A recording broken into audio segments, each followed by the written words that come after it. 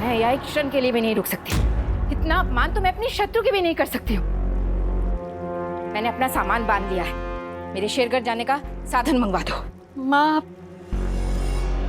अब क्या मामा कर रही हो? जब जमाई जी मुझे घर से निकल जाने के लिए कह रहे थे, तब क्या कर रही थी तुम? उन्हें रोकना चाहिए था ना, लेकिन तब ना तुमने कुछ कहा और ना सुवर्णा देवी ने। आज मैं कसम खाती हूँ कि इस घर की चौखट लांघकर मैं वापस कभी नहीं लौटूंगी, कभी नहीं। बंधरा देवी, आपके चले जाने से हमें बहुत दुख होगा। आप रुकिए, जगबंधु जैसे ही लौटेगा मैं स्वयं आपकी उससे बात कराऊंगी। फिर से अपमान करवाऊं अपना, ताकि जमाई जी आके बोले, कह रहे अभी तक आप गई नहीं। और फिर ना तो आप कुछ कहेंगे और ना ये। राधा के बाबा हमेशा मुझे टोका करते थे कि अपनी बेटी के ससुराल में कैसे रह सकती हूँ। अब जाके समझ में आया कि वो ऐसा क्यों कहते थे। बंधरा देवी, जो कुछ भी हुआ है उसके लिए कोई तैयार नहीं था। वड़म्बा कुमारी, जिनको हमने इतना प्यार दिया, इतना सम्मान दिया, हमसे ज्यादा अपनी राधा ने, उन्होंने उसका भी मान नहीं रखा।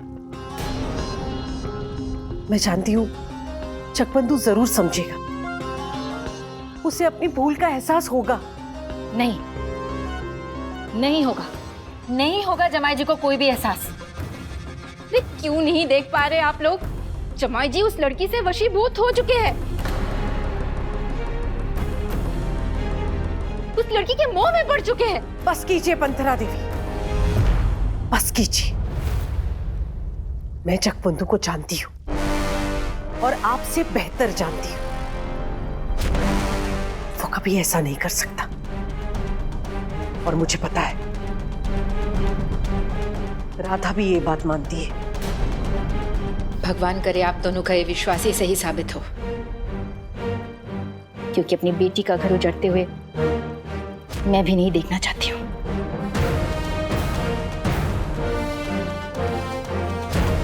लेकिन एक बात मैं आपसे जरूर कहूंगी, अगर ऐसा कुछ भी हो गया तो मैं आपसे सवाल जरूर करूंगी।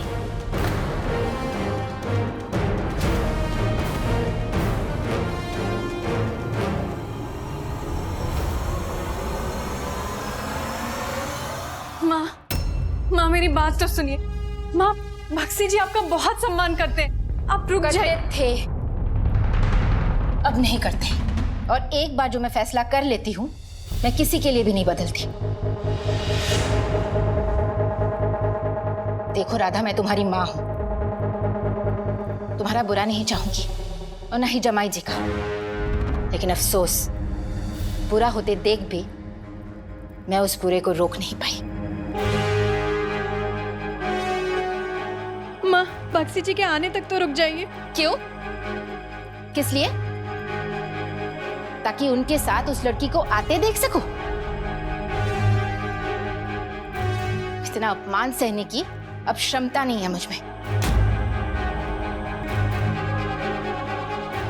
माँ मेरी बात तो सुनिए, वो ऐसे नहीं है। आप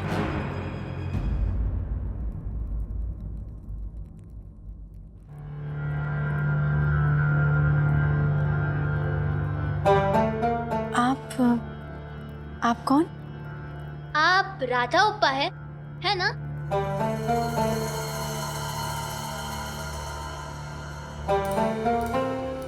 हाँ, लेकिन आप?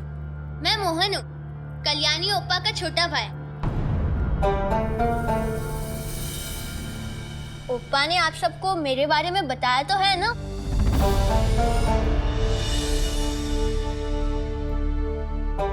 आप दोनों में से बक्शी जगबंधु की माताजी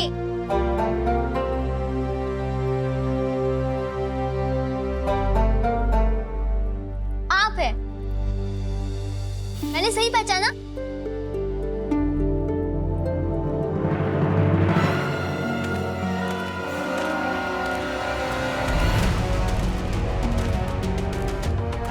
और ये कल्याणी कल्याणी ओप्पा के पिता और मेरे पिता बड़म्बा नरेश।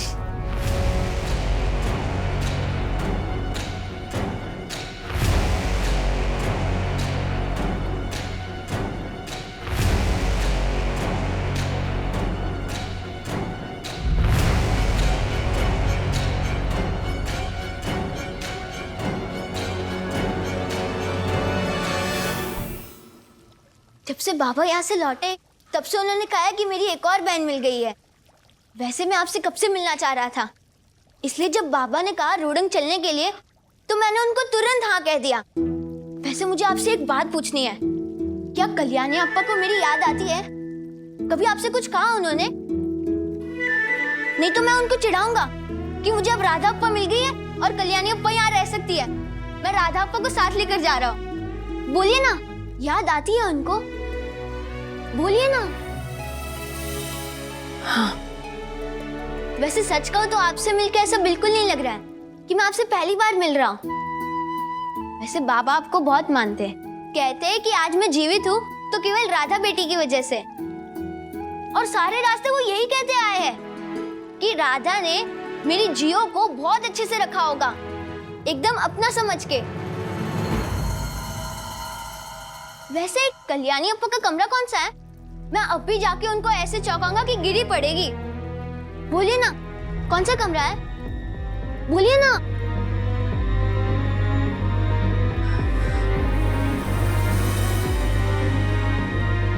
मोहन,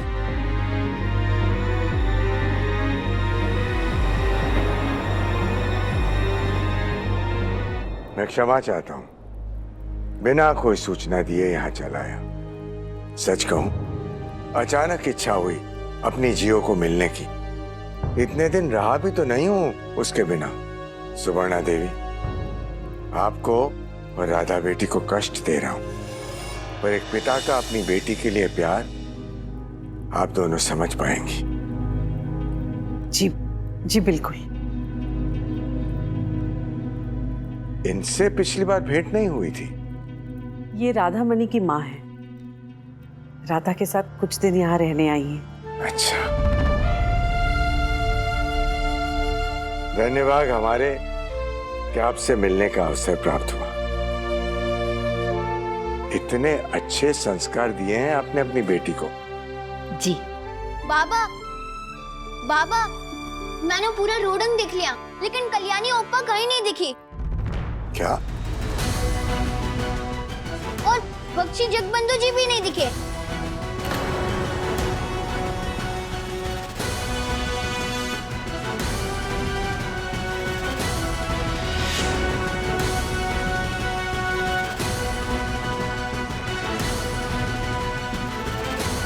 मैंने राधा अप्पा से पूछा, लेकिन वो कुछ कह नहीं रही है। कल्याणी घर पर नहीं है? जी वो तो खोंड गई है आपके पास।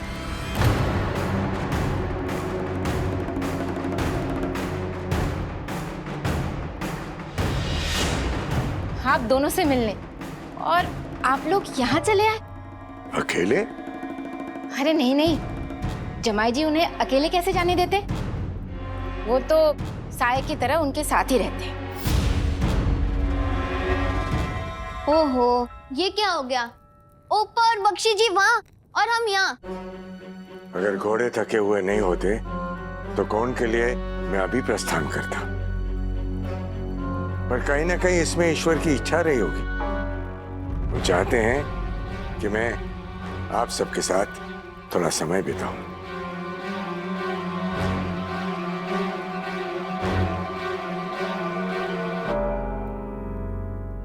आपने बड़म्मा नरेश से झूठ क्यों बोला? लेकिन माँ, और कहते भी क्या? अगर सच बताते तो उन्हें कितना दुख होता। मेरा तो मन था कि मैं उन्हें सब कुछ सच सच बता दूं। उन्हें भी तो पता चले कि उनकी बेटी यहाँ क्या क्या गुल खिला रही है। होने दो उन्हें दुखी, हम ही क्यों सब कुछ सहे? ऐसे भी हम तो सबके लिए अच्छा ही सोचते, अच्छा ही करते। लेकिन फिर मुझे ऐसा लगा कि कहीं आपको और राधा को शर्मिंदा ना होना पड़े, इसीलिए मैंने उसी वक्त बात को घुमा दी। मंथरा देवी ये रोडंग है, यहाँ के अतिथि हमारे अतिथि। उनके साथ क्या करना है, उनसे क्या कहना है, ये हमें बिना पूछे करने कहने का अधिकार आपको नहीं है। अगर आपने तपाक से झूठ नहीं बोला होता तो मैं खुद उन्हें सच बता देती, क्योंकि मैं जानती हूं हमने बड़म्बा कुमारी के साथ कुछ गलत नहीं किया। लेकिन झूठ बोल के आपने हमसे हमारा सच बोलने का मौका छीन लिया। क्या सोचेंगे वो? यही तो मुश्किल है, यही कि क्या सोचेंगे वो। हमें सबसे पहले अपने घर के बारे में सोचना चाहिए। मैं भी यही करने में विश्वास रखती हूँ। वैसे तो मैंने कोई झूठ भी नहीं बोला। वो यहाँ से निकल के अपने बाबा के घर ही तो जाएंगे, और कोई जगह है क्या उसके पास जाने के लिए? एक घर और है उनका, उनके पति का घर।